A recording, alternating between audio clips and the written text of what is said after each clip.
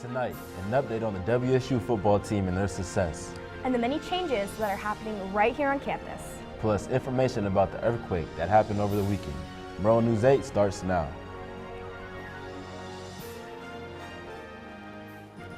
From Studio B on the campus of Washington State University, this is Pullman's only nightly newscast.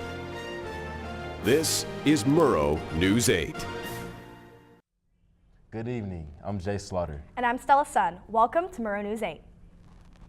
The Washington State Cougars are now one win away from playing in the Pac-12 championship. The Cougs defeated Utah 33-25 Saturday on the road. WSU's rival University of Washington lost to Stanford on Friday, setting the Cougs in first place in the Pac-12 North going into their bye week. The Apple Cup will have even bigger implications than the usual rivalry, as the game will determine the winner of the Pac-12 North. A former WSU linebacker is being charged with murder. Murder charges filed today against 46-year-old Anthony McCallahan said he sliced his wife's neck as she crawled out the apartment on November 2nd. The scene in the Park City, Utah indicated his wife, 28-year-old Carrie McClanahan, put up a desperate struggle. McClanahan was previously charged with child kidnapping of his own son last month, but the attorney immediately was not listed. Last week, ASWSU questioned whether or not students' GPA should affect their ability to serve. The minimum GPA requirement for all ASWSU senators, delegates, judicial staff, and board members is currently a 2.3. The proposed bill was aimed at changing that requirement to a 2.5 GPA. The idea here isn't to ensure that someone doesn't have the opportunity. It's to ensure that they can prioritize their own academics first before they can represent others. And I think that it's an important key for everyone here. Opponents of the bill say that grades do not determine how well someone can do their job as a leader, pointing to the need to focus more on the students' extracurricular activities and involvement at the school. After a vote of 8-9, the bill was rejected. A new tax bill that congressional Republicans proposed could severely impact graduate students here at WSU. The proposed bill categorizes tuition waivers as taxable income, a provision that would move recipients up an entire tax bracket. This means that students bringing in between $15,000 and $20,000 in stipends could be taxed the same as someone making up to $40,000.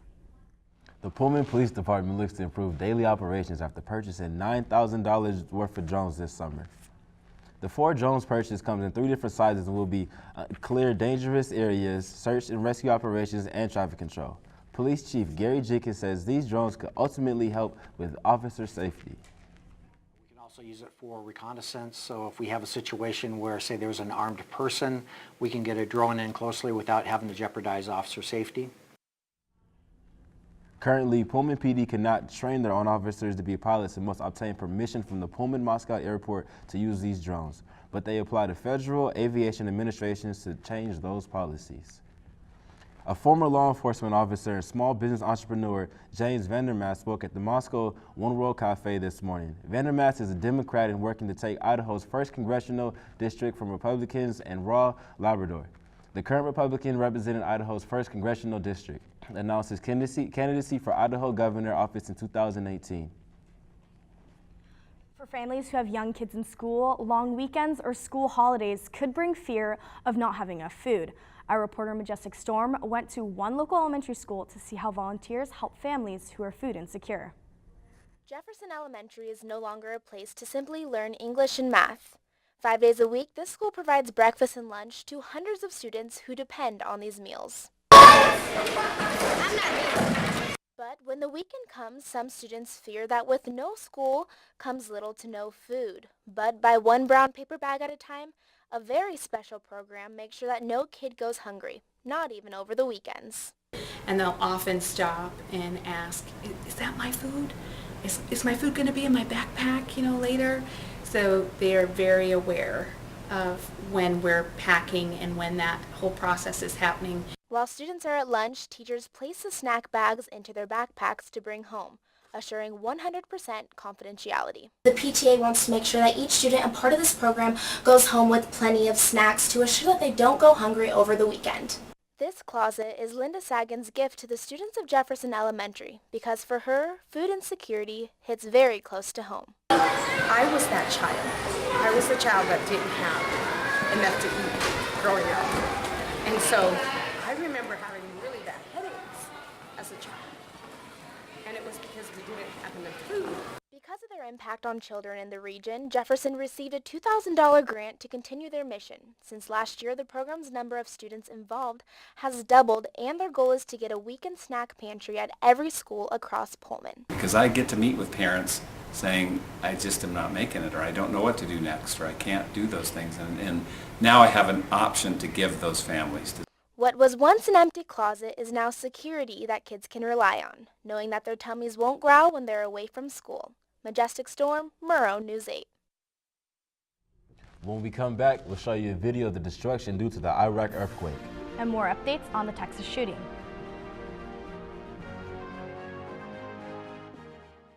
No more pencils, no more books, no more teachers' dirty looks.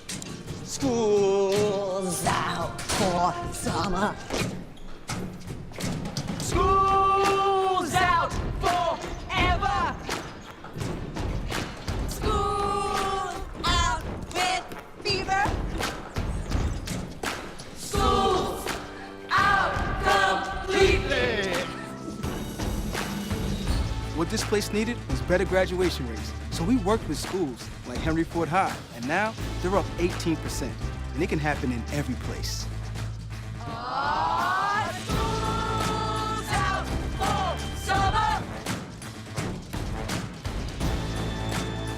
To help us do more good this year, go to unitedway.org, because great things happen when we live united. Over 400 people are dead and more than 7,000 injured after a powerful 7.3 earthquake struck in Iran and Iraq yesterday afternoon. The center of the earthquake struck about 19 miles from the Iraqi city of Halabja. Two aftershocks struck with magnitudes of 4.5 and 5.3. Most of the damage is in Iran's western Kermanshah province.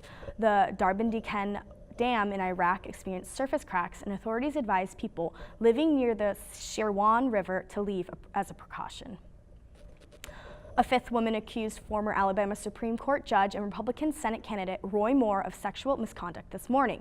The report by the Washington Post said Moore groped a 14-year-old in the late 1970s and that he sought out sexual relationships with teenagers when Moore was in his 30s. Moore denied the allegations and is suing the Washington Post over its article. President Donald Trump chose a former pharmaceutical and government executive to work as the health secretary. If Alex Azar II is confirmed by the Senate, he will be responsible for a $1 trillion department for the major health insurance programs like Obamacare. Congressional Democrats are skeptical of the nomination. Azar will replace former Congressman Tom Price, who was fired after using government planes for personal use. 3 U.S. Navy aircraft carriers displayed their skills and strength over the weekend. The USS Ronald Reagan, Theodore Roosevelt, and Nimitz were sent to the Pacific Ocean near the Korean Peninsula as a sign to North Korean leaders that the U.S. will not be intimidated by threats of Kim Il-sung. President Trump said, "We hope to God we will never have to use the military strength the U.S. has on the Korean Peninsula." The ex-wife of the shooter involved in the Texas church attack talked about the abuse she endured during their relationship. Tessa Brenneman claims shooter Devin Kelly once pulled a gun on her and held it to her head while they were driving on the empty road. Brenneman said Kelly threatened to kill her and her family if she came forward about the abuse. After the break, Elizabeth lets us know this week's weather will have us wearing an extra layer of clothing. And later, find out what famous sports professionals get noticed. So good to see you guys. So, what's up?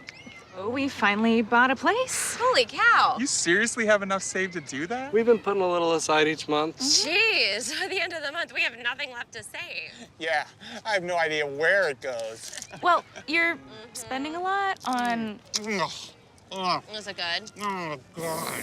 Oh, how is my account overdrawn? When it comes to financial stability, don't get left behind. Get tools and tips for saving at feedthepig.org.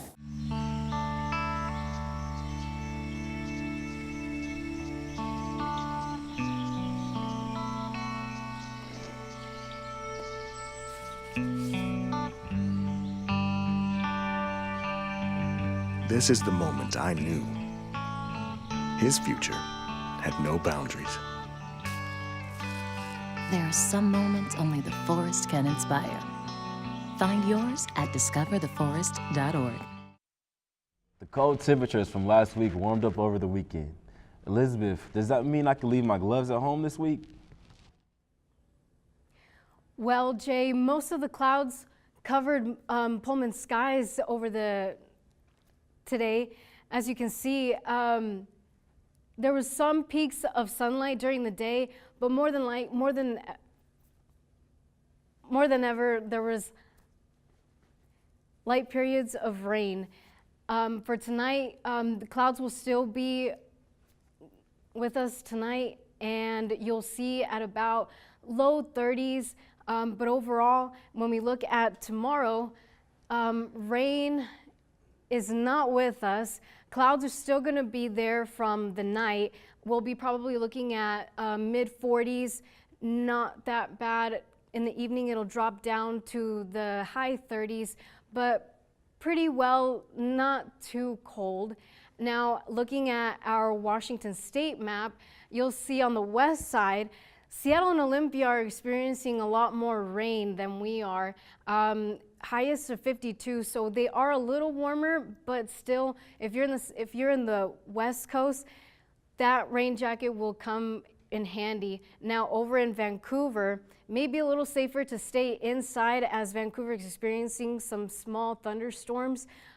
Their high is of 53, but still, they're still experiencing some rain. Now, moving over to central Washington, Wenatchee is also experiencing that same rain, little colder than the west side as we are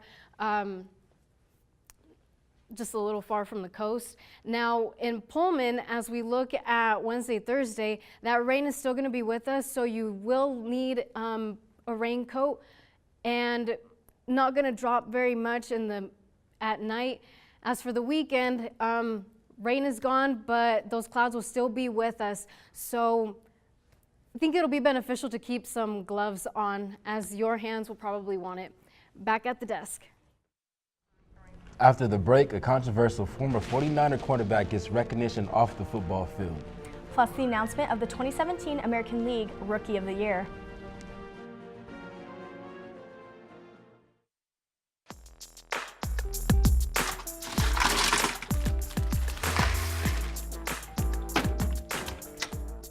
Thank you.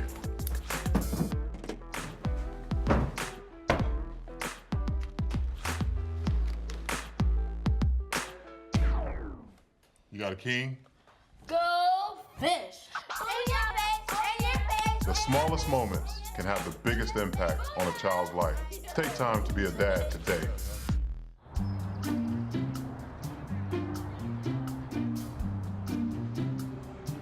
Don't worry, 74 people were picked before me in the NFL draft. To fight childhood obesity, United Way and the NFL are helping kids play at least 60 minutes a day.